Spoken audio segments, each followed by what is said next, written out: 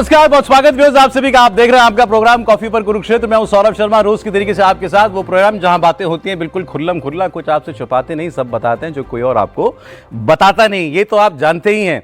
अब आज के इस एपिसोड में, आज के इस प्रोग्राम में क्या खास करने जा रहे हैं मैं आपको बता दूं। देखिए 4 जून के बाद से, 4 जून को जो हुआ उसके बाद से अभी भी बहुत कुछ समझने को, जानने को बाकी है, खासतौर पर उत्तर प्रदेश में। कि उत्तर प्रदेश में आखिर ये जो ऊंट जिस करवट बैठा है, तो इसकी तैयारी कब से चल रही थी, माहौल जमीन पर क्या था, बहुत से लोग इसको नहीं पढ़ पा रहे थे। तो आखिर क्या हुआ? एनडीए का, बीजेपी का जो सेटबैक उत्तर प्रदेश में है, वो आपको जो नेशनल टेली दिखाई देती है उसमें सबसे बड़ा असर जो है वो यूपी का ही है। सबसे बड़ा उसमें जो रोल है वो यूपी का ही है। तो हमने कहा चलो आज यूपी को फिर हम एक नए नजरिए से समझने की कोशिश करते हैं। तो वही हमारे मेहमान हैं, वही आपको समझाएंगे यूपी और वही समझाएंगे आपको जनता का जनादेश 2024 में। स्वागत करना चाहता हूं कॉफी पर कुरुक्षेत्र में पहली बार आए हैं समाजवादी पार्टी के सीनियर लीडर सांसद राजीव राय जी। सर बहुत स्वागत आपका, बहुत स्वागत हमारे इस प्रोग्राम में। हर्षवर्धन त्रिपाठी जी मौजूद हैं रोज की तरीके से, स्वागत है हर्षवर्धन जी। शांतनु गुप्ता जी हमारे साथ हैं, बहुत स्वागत शांतु जी आपका भी। सर शुरुआत में एक दो बस रस्में जो हैं वो मैं पूरी कर लेता हूं। तो इस प्रोग्राम की एक रस्म तो यह है, कोई नया मेहमान आता है तो हम एक शपथ दिलाते हैं। वो शपथ कुछ नहीं है सर, सिंपल सा है कि इस प्रोग्राम में छुपाना कुछ नहीं है, जो दिल की बात है सब कह डालनी है। तो मतलब फिल्टर जो भी कोई रखा हुआ हो ना, तो आप उसको अलग कर दीजिए। विपक्ष के पास छुपाने के लिए कुछ है भी नहीं ऐसे। अरे इस बार ऐसा विपक्ष है कि विपक्ष है कि सत्ता पक्ष है, पता ही नहीं चल रहा है यूपी में किसको विपक्ष कहें। भाई यूपी में किसको आप अपोजिशन कहेंगे? आप ये तो सवाल है ना। यूपी में तो अगर सांसदों के लिहाज से कहेंगे तो सत्ता में बैठे, तो सत्ता में बैठे हुए हैं। इसमें कहा ये तो विपक्ष तो स्थिति है नहीं। अभी बयान तो दिल्ली में हो रहा है ना।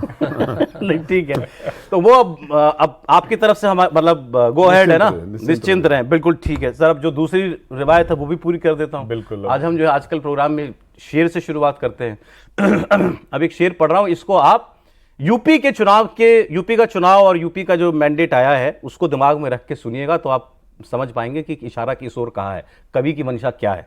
ठीक है, तो वो ये कहा है, उदय प्रताप सिंह जी का शेर है।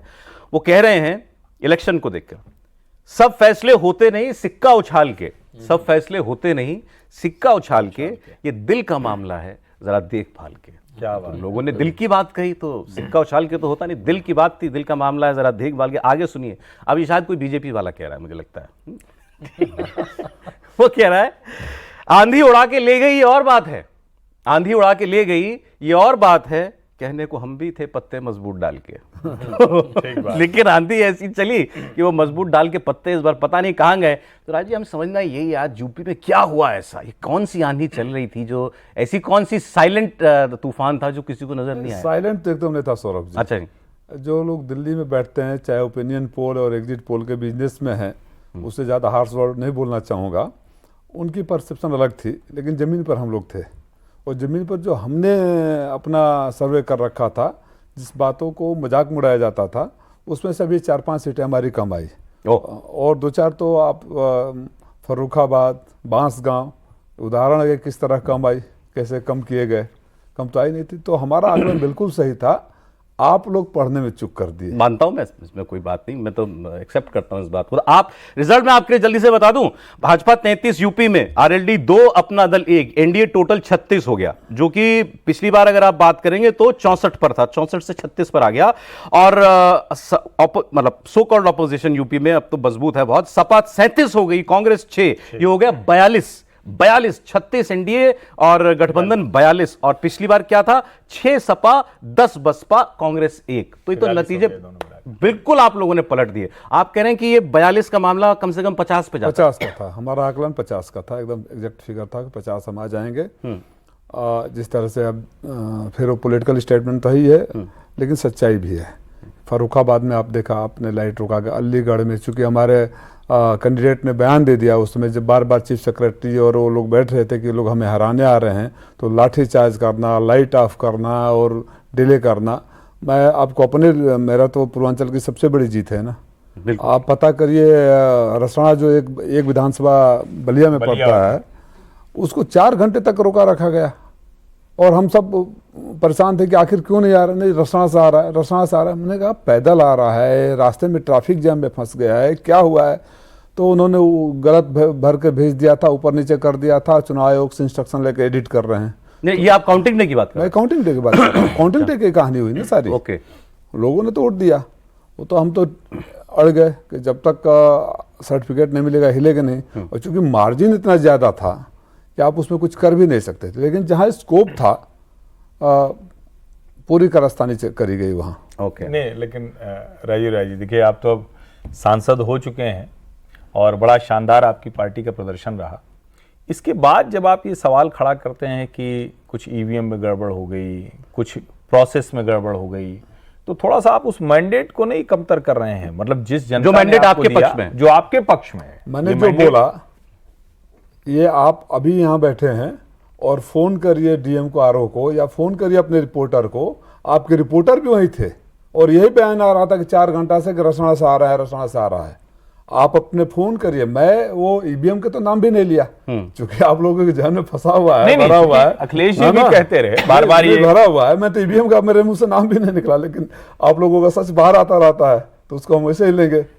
आप पूछिए रिपोर्टर से, हम यही लाइव स्पीकर पर करिए कि जो मैं बोला उसमें कुछ तथ्य में गलती है या चुनाव आयोग का आप देख लीजिए ऑनलाइन जा करके कितना डिले हुआ है। ठीक है। और खाली रसोड़ा विधानसभा का कायदे से तो होना चाहिए। मेरा फीडबैक या सुझाव भी चुनाव आयोग ले सकता है कि अगर एक लोकसभा में 5 विधानसभा 2 जिलों की है, 3 जिलों का, और आरओ एक है, तो उसी के अंडर उसी के उसमें सुपरविजन में सारे काउंटिंग होने चाहिए। अब कई जिले ऐसे हैं कि 2 विधानसभा यहाँ, 3 विधानसभा दूसरे जिले वहाँ, में 2 जगह काउंटिंग हो रहा है, फिर वहां से यहाँ आ रहा है, फिर जा रहा है, फिर communication, why to delay. Okay, तो ये एक सुझाव भी है। मैं तो हालांकि अब इसमें आप जो कह रहे हैं इसका मतलब ये कि डीएम से इतर अलग से आरओ बनाया जाए, क्योंकि डीएम तो जिले का होता है, वही रिटर्निंग ऑफिसर हो नहीं, जाता आप है। आरओ लोकसभा का बना दीजिए ना, जिले का तो आरओ होता है नहीं, रिटर्निंग ऑफिसर लोकसभा का होता है ना। तो उस आरओ के अंडर में जितनी विधानसभाएं हैं सबको उसका इंचार्ज दे दीजिए, कोऑर्डिनेशन करना है। कौन सा परमानेंट पोस्ट है? तो इलेक्शन तक है ना, कम से कम फिर नहीं हो जाएगा ना कि रसोड़ा के एसडीएम से बात कर रहे हैं। सिंपल भाषा में अगर मैं कहूं, जो आप कह रहे हैं, मैं गलत हूं तो ठीक कर दीजिएगा, कि एक लोकसभा कॉन्स्टिट्यूएंसी की सारी काउंटिंग का इंचार्ज एक नहीं है। नहीं, अभी फिलहाल एक नहीं है। ओके, अगर जैसे बलिया है तो बलिया का डीएम, बलिया लोकसभा में गाजीपुर के 2 विधानसभा आती है, घोसी लोकसभा की 1 विधानसभा आती है, और सलेमपुर लोकसभा की भी 2 विधानसभा आती है। तो बलिया का डीएम 3 जगह आधा आधा देखते हैं। अच्छा। और फिर देवरिया का डीएम अपने यहाँ करती है ना, फिर 2 पर बलिया के डीएम पर रहेंगे। हमारे यहाँ के 4 मऊ का, 1 बलिया के ऊपर डिपेंड रहेंगे। गाजीपुर वाला 2 बलिया का डीएम, 2 गाजीपुर वाले डीएम पर डिपेंड रहेंगे। तो एक वो अपने यहाँ की गिनती कराएगा, फिर वो दूसरे वाले का रिजल्ट मंगवाएगा, फिर उसको जोड़ेगा। ऐसा वो ऑनलाइन है कि फीड होता रहा इलेक्शन कमीशन में। उसमें आपने कहा कि उसमें नतीजा सही नहीं आता। हाँ, तो आप स्कोप क्यों देना चाहते हो डाउट का? चलिए, मैं तो अभी जो घोषित परिणाम है उसी पर ही हम बात कर लेते हैं, वही आपके पक्ष में इतना है। अब राजीव जी जीते घोसी से 1,62,000 सर, 1,63,900 कुछ 1,63,900 कुछ का मार्जिन से बड़ी जीत जो है आपकी हुई है। और इसके अलावा आसपास की भी आप अगर सारी सीटें देखेंगे तो वो सारी सीटें सपा की या गठबंधन की रही हैं इस बार। और इसी में पूर्वांचल की मैं अगर आपको बात करूं, देखिए ये जानना नतीजा जो है इतना अप्रत्याशित था, खासतौर पर बीजेपी के लिए।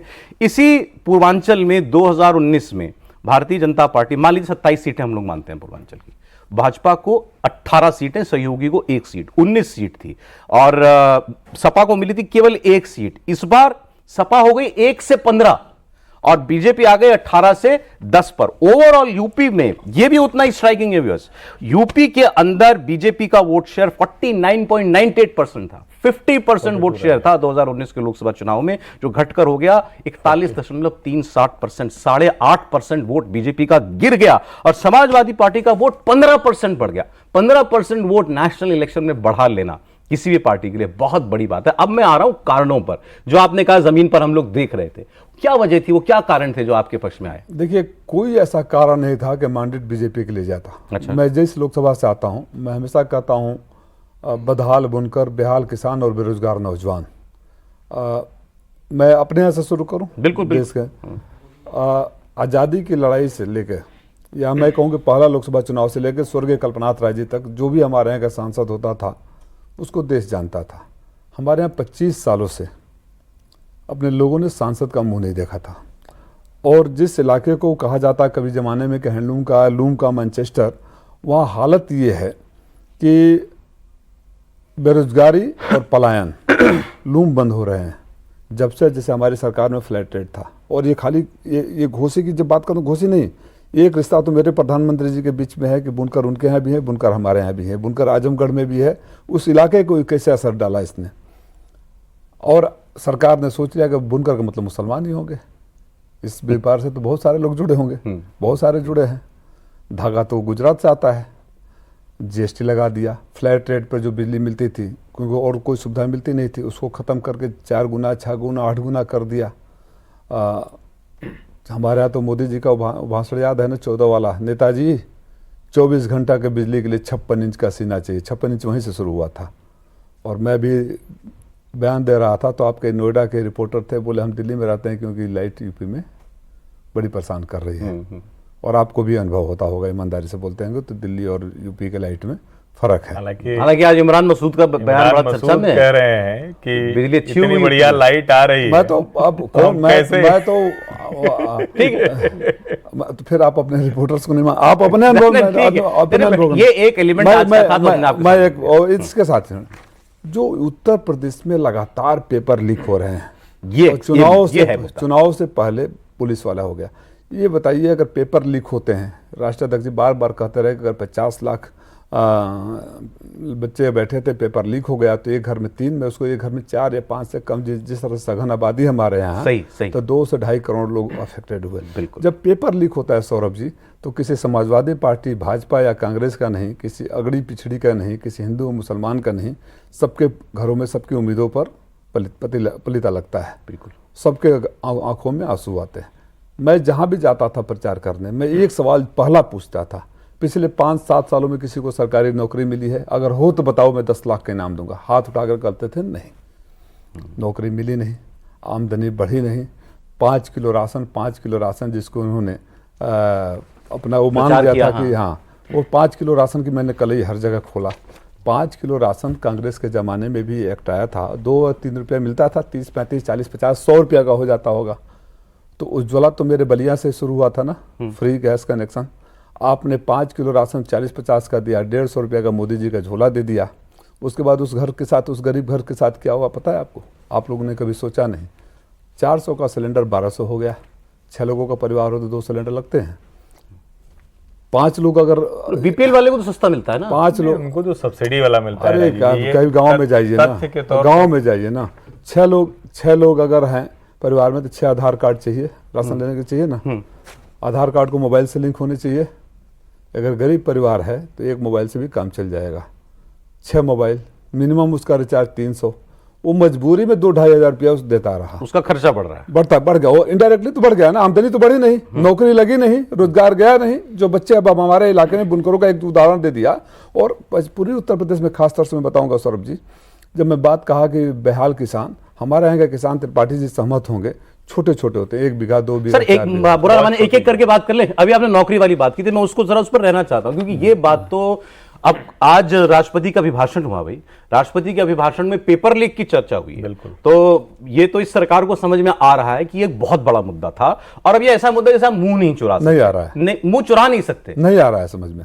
आज राष्ट्रपति के भाषण में बेरोजगारी की बात हुई। बेरोजगारी, पेपर लीक की क्यों नहीं बात करेंगे? बेरोजगारी की बात हुई। पेपर लीक से ज्यादा मतलब बेरोजगारी था। मैंने कहा कि जब मैं जाता था तो पूछता था कि एक आदमी को भी कहीं नौकरी मिली है? तो आप उस बाप से पूछिए या उस नौजवान बेटे या बेटी से पूछिए जिसके घर में माई बाबू बीमार हैं, दवाई के पैसे नहीं है, नौकरी के लिए जो कर्जा ले, मोदी जी जो 10 लाख नौकरी बांटी थी वो कहाँ गई? फिर वो तो पूछिए ना कहाँ बैठे, तो पकड़ 10 लाख नौकरी बांटी ना मोदी जी ने चुनाव से पहले। देखिए ठीक है, राजीव जी कह रहे हैं, और चूंकि इस वक्त पेपर लीक और बहुत सी चीजें हैं, समाजवादी पार्टी के शासनकाल में कोई आयोग ऐसा नहीं बचा था। और ये मैं तथ्य की बात कर रहा हूँ। उत्तर प्रदेश लोक सेवा आयोग पर, चूंकि हम तो उसी शहर के हैं, बच्चे महीनों धरना देते रहे, और उनका नाम था श्रीमान अनिल यादव, चेयरमैन थे। तो ऐसा नहीं है कि आयोगों में गड़बड़ी, परीक्षा की गड़बड़ी, परीक्षा जो भर्ती हो रही, लीक हो रहा है, वो सब नहीं हुआ। इधर भी हुआ। सरकार इसीलिए आई थी कि ये नहीं हो। और मेरा ये मानना है कि अगर राष्ट्रपति के अभिभाषण में पेपर लीक का जिक्र हुआ तो ठीक है, जो नहीं हुआ उसकी बात करनी चाहिए। लेकिन जो हुआ वो सचमुच अभी तक मुझे नहीं ध्यान में है कि अभिभाषण में कोई अपनी कमजोरी बताए। सर उसको एक तरह से नोटिस लिया गया। देखिए, मैंने तो ये कहा कि राष्ट्रपति के अभिभाषण में पेपर लीक का जिक्र होना इस बात की तस्दीक करता है कि ये मुद्दा कितना बड़ा है। ये मुद्दा बहुत बड़ा है। अभी जैसे वो कह रहे थे कि अगर 50 लाख बच्चा बैठता है तो उसमें आप 5 लोग और जो भी कंप्लीट किया होता तो शायद जवाब नहीं होता। हाँ, उस बात को मैं कंप्लीट किया होता तो शायद एक बार मैं जरा, क्योंकि मैं नौकरी, बेरोजगारी और पेपर लीक, इन तीनों को जोड़ करके हमको बात करनी चाहिए। यूपी के चुनाव में कितना बड़ा फैक्टर रहा, अब जब रिजल्ट देख लिया हमने? जी बिल्कुल, अगर पेपर लीक होता है जैसे कहा, बहुत सारे घरों में दिक्कत होती है, लेकिन यूपी में जो, जैसे हर्ष जी ने कहा, चीटिंग का जो कल्चर था वो इंस्टीट्यूशनलाइज्ड है।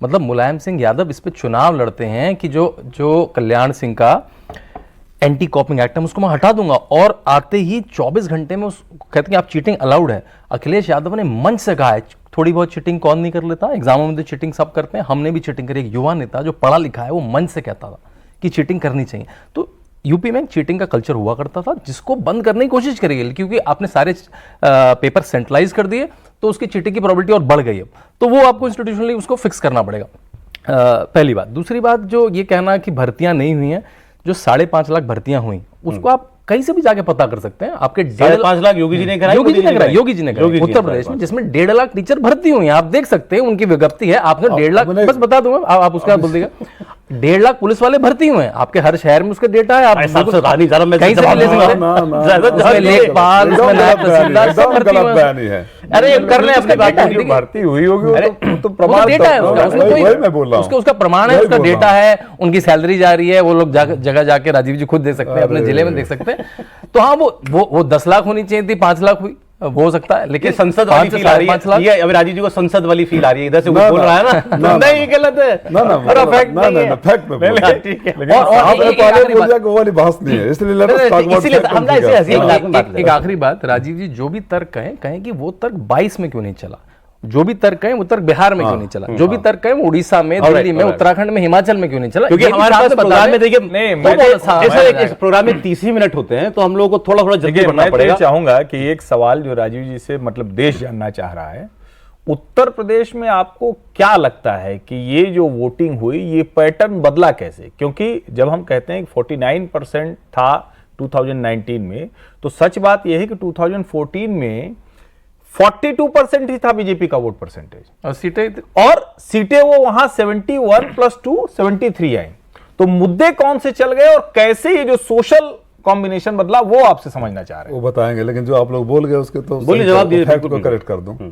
जो त्रिपाठी जी और आप बोल रहे थे, ये वही प्रोपेगेंडा था जो 46 में 56 वाला था, योगी जी ने बोला था फ्लोर हाउस पे। आपने एसडीएम में सारे यादव भर्ती कर ली, 8 साल से सरकार है आपकी, है ना, वो तो फैक्ट आ गया। तो झूठ इतनी जोर जोर से बोले, 69,900 की भर्तियां नहीं हुई, इनके मंत्री ने क्या कहा, तुम लोग जूता खाने लायक हो, वो भी एक फैक्टर रहा, इनके वो भी एक फैक्टर रहा। वो पेपर लीक का कितने सीरियस है, सुबह कल से वायरल हो रहा है बेदीराम का, सुभाषपा के विधायक, और अभी मैंने एक आते समय रास्ते में एक और सोशल मीडिया पर देखा, ओम प्रकाश राजभर जी का, उसको तारीफ में कसीदे करना कि फार्म भरो नौकरी दिलवा देता है। इसका मतलब कि उनकी जानकारी में था। देखिए, एक नेता को, चाहे भाजपा हो, कांग्रेस हो, कोई हो, इतना बेनिफिट जरूर देता हूं कि अगर गठबंधन में है और सीटें किसी को दी गई है, तो जो मेन पार्टी का नेता होता है, चाहे बीजेपी हो, चाहे समाजवादी पार्टी हो, पूरे फैक्ट्स को नहीं चेक पाएगा, क्योंकि मैंने तो सौरभ को सीटें दे दी। लेकिन जो आदमी प्रचार में गुणगान गा रहा है कि फार्म भरो नौकरी ले, उसको मतलब उसको पता था, उसके एफिडेविट्स भी आ गए, स्ट्रिंग ऑपरेशन भी हो गया। अभी तक इनकी पुलिस वहां पूछने तक नहीं गई, एसटीएफ वहां पूछने तक नहीं गई। आपने बोला ना सीरियस है संज्ञान में, इससे ज्यादा क्लासिक बस 10 सेकंड में इतना बता दूं, ओपी राजभर जी की बात हो रही है तो ये क्यों इंपॉर्टेंट है। ओपी राजभर जी के बेटे को हरा करके आए हैं राजीव राजी इस बार, अरविंद राजभर जी। नहीं तो राजभर लायबिलिटी है भाजपा के लिए, आपको शक है अभी कुछ बचा है? राजीव जी की तरफ से आने दीजिए, क्योंकि वो पहले आपके लिए एसेट आप थोड़े समय आपको ये भाजपा के लिए पूछ रहे हैं ना। देखिए, भाजपा उसको एसेट ही समझ के उनको लाई थी, बिल्कुल लाई थी ना, ठीक बात। और एसेट ऐसा निकला कि हम पहले भी बोल चुके हैं कि भस्मासुर हैं, इनकी छड़ी बिना सहारे खड़ी नहीं हो सकती।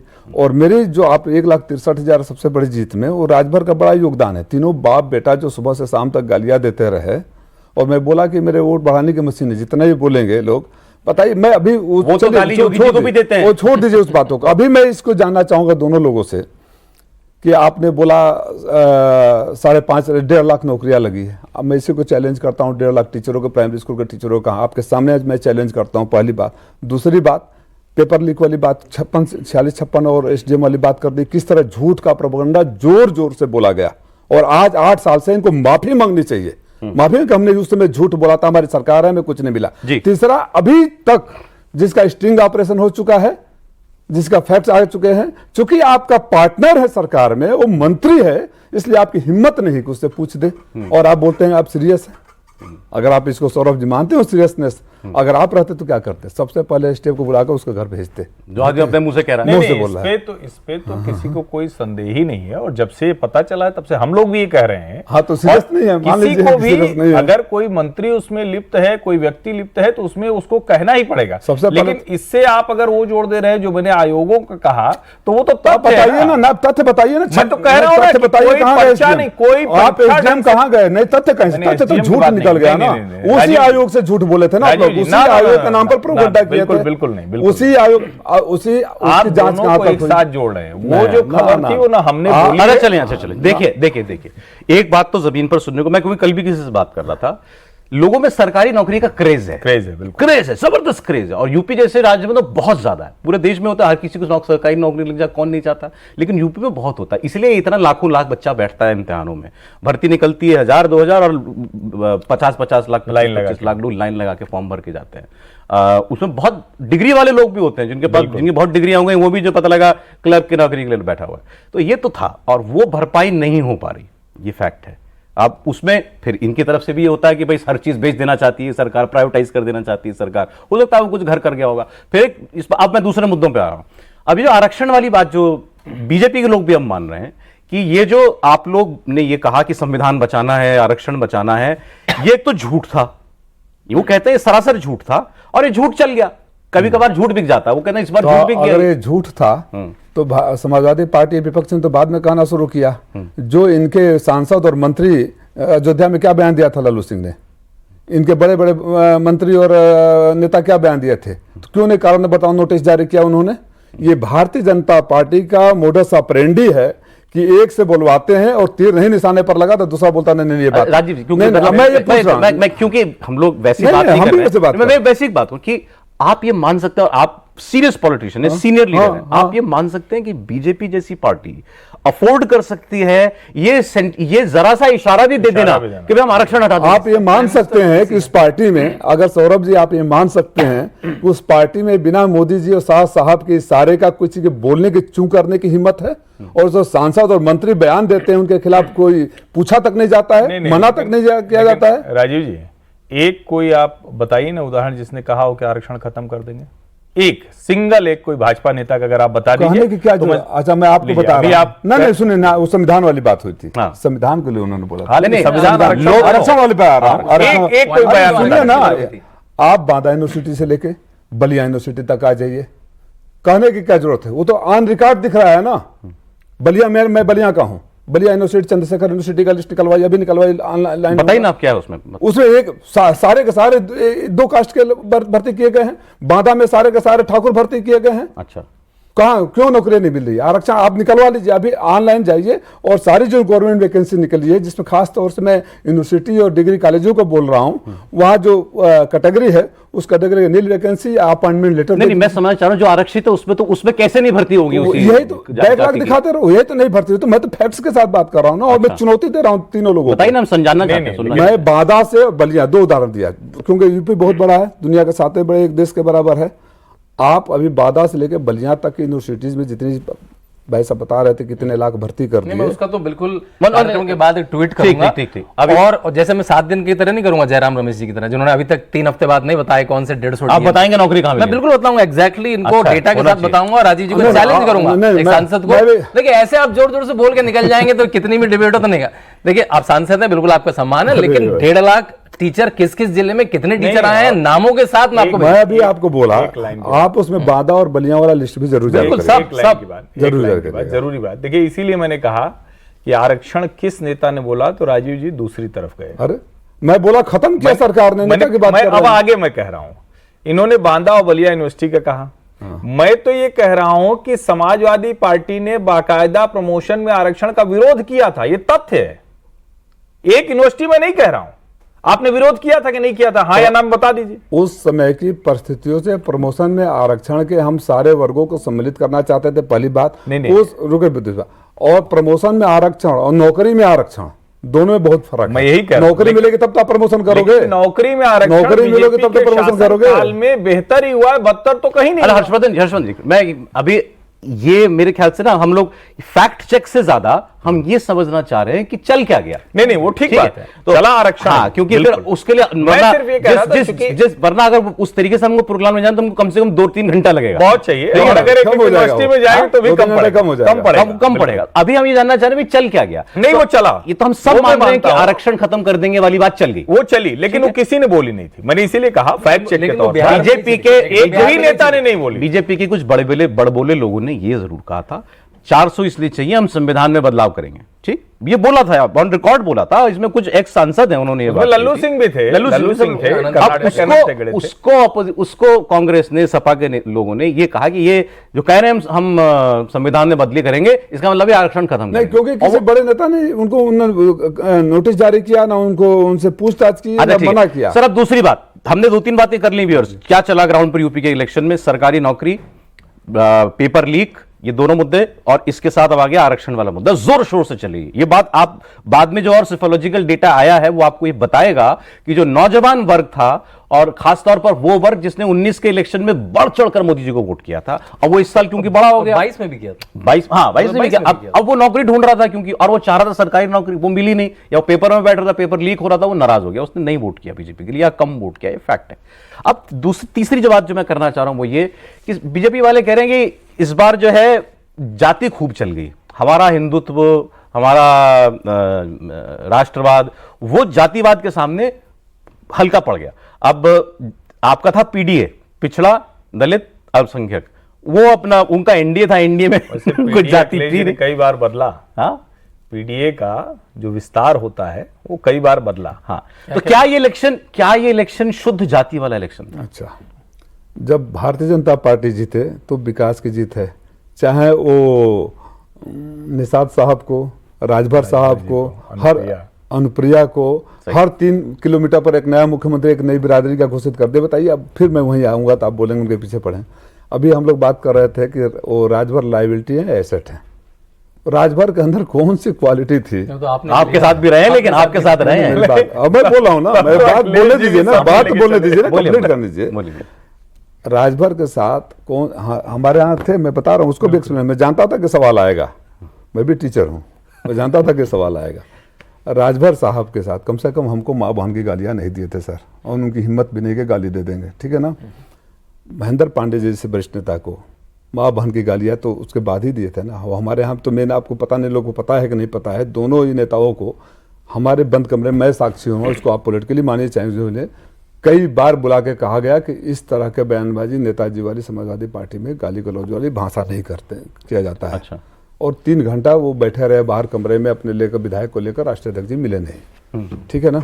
ये तो खुद कहते हैं। हाँ, नहीं मिले, क्योंकि इस तरह की भाषा लगातार कर रहे हैं तो कहीं ना कहीं हमारे ऊपर भी सवाल उठ रहा है ना, और खास तौर से जिस तरह के छवि के अखिलेश जी राजनीति कर रहे हैं उससे उठ रहा था।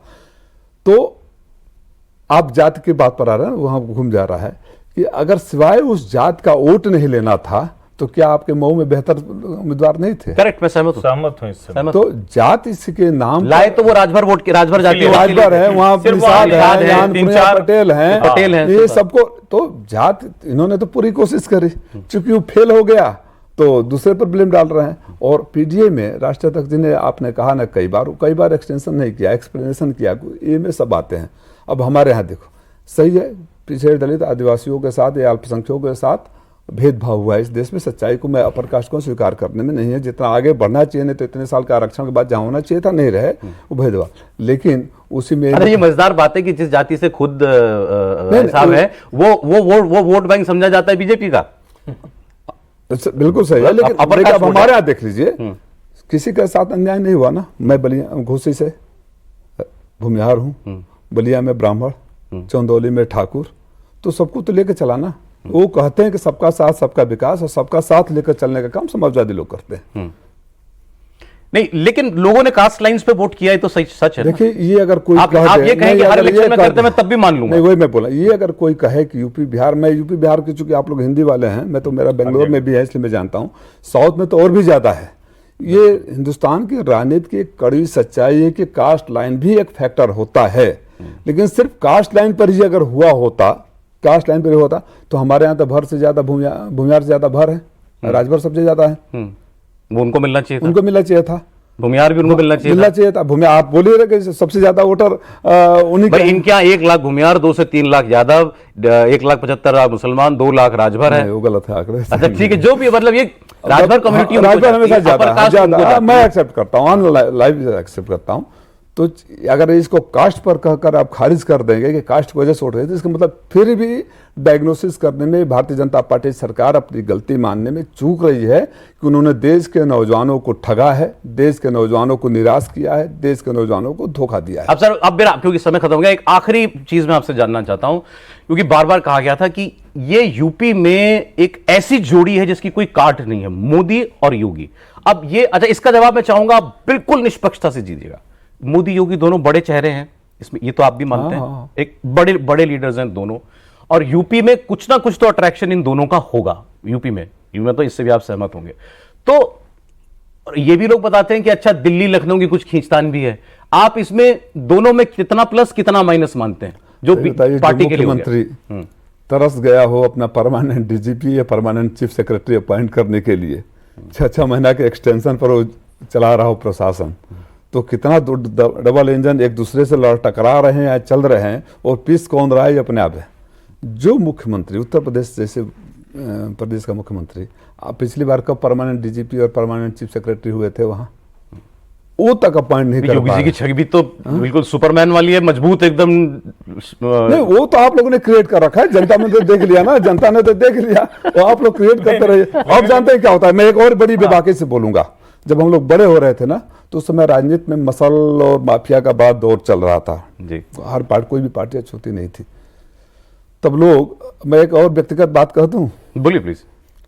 मेरे पिताजी बहुत सर्वमान्य रहे, बड़े बड़े चंद्रशेखर जी से लेकर जनेश्वर मिश्र, राजनारायण के शिष्य थे। बाद के दौरों में इतना फेडअप हो गए थे कि मजाक में कहा करते थे कि किसी को चोर, बेईमान, लुच्चा, लफंगा बोल के जुबान क्यों खराब करोगे, नेताजी बोल दो।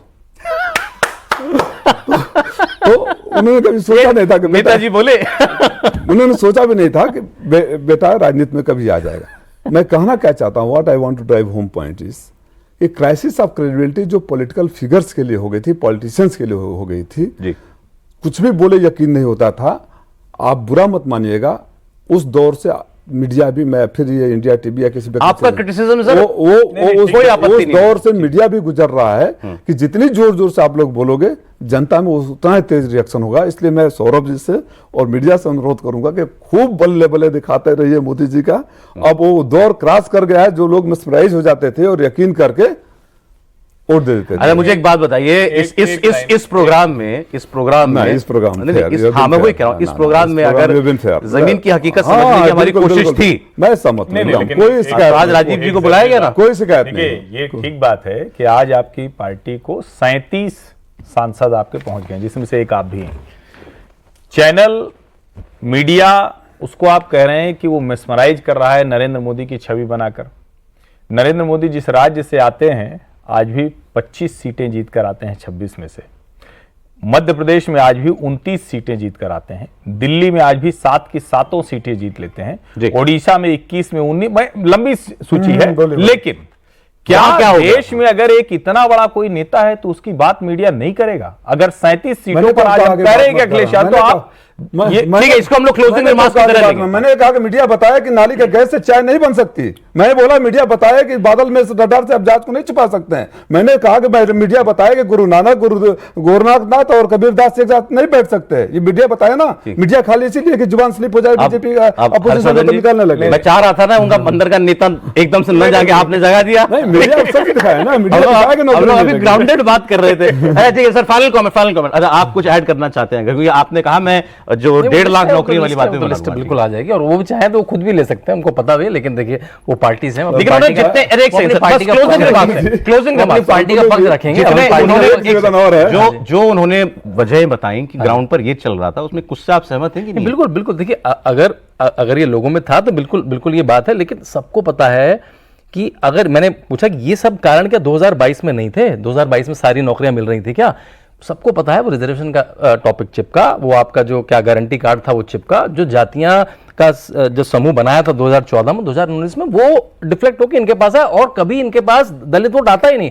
कांग्रेस के होने से वो दलित वोट इनके पास आ पाया, अब वो दोबारा इनके पास आएगा, इनको काम करना है कि वो बार बार वो नहीं चलेगा रिजर्वेशन, और बार बार वो नहीं, कांग्रेस हमारे साथ पहले नहीं लड़ी थी। ठीक है, तो चलिए सच को बाहर आने वक्त लगता है ना। और जो आप बता रहे हैं बड़े राज्यों, प्याज का छिलका परत दर पर उतरता है, सबसे बड़े राज्य से उतरना शुरू हो गया है, वो दिन दूर नहीं है। अभी देखिए राजनीति में तो इम्तिहान ऐसे खत्म थोड़ी होते हैं, अभी हुआ है बड़ा इम्तिहान, अभी फिर 27 आ जाएगा, 27 होते होते फिर 29 की बात शुरू हो जाएगी। क्लोजिंग दे दूं साहब? बिल्कुल। जो आप लोग नौकरियों की और वादों की बात कर रहे थे, तो 2 लाइन उस पर बोल देता हूं। शेर आया ये जो सरकार है, ये शहंशाह कुछ ऐसे एहसान करते हैं, ये शहंशाह आवाम पर कुछ ऐसे एहसान करते हैं, आंखें छीन लेते हैं और चश्मे दान करते हैं।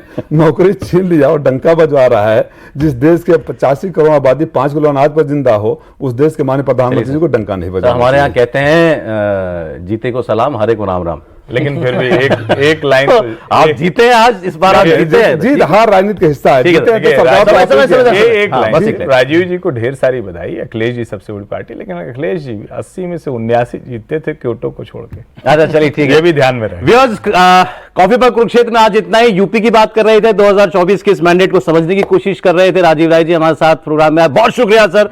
और आप जैसे सौम्य सरल व्यक्तित्व के पढ़े लिखे नेता इस देश को और मिले, इस कामना के साथ बहुत धन्यवाद आपका। हर्षवर्धन जी बहुत शुक्रिया आपका, शांतनु जी बहुत धन्यवाद आपका। कल फिर मिलेंगे व्यूअर्स 6 बजे आपसे।